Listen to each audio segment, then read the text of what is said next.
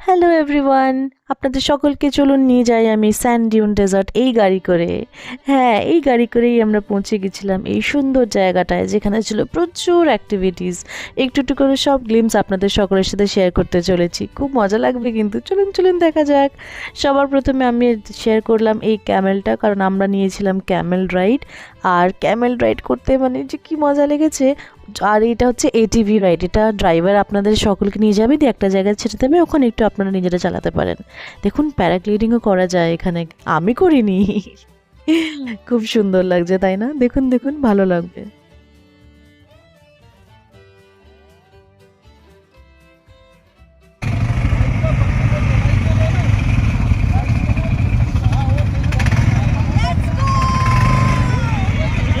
Thank you for watching the video.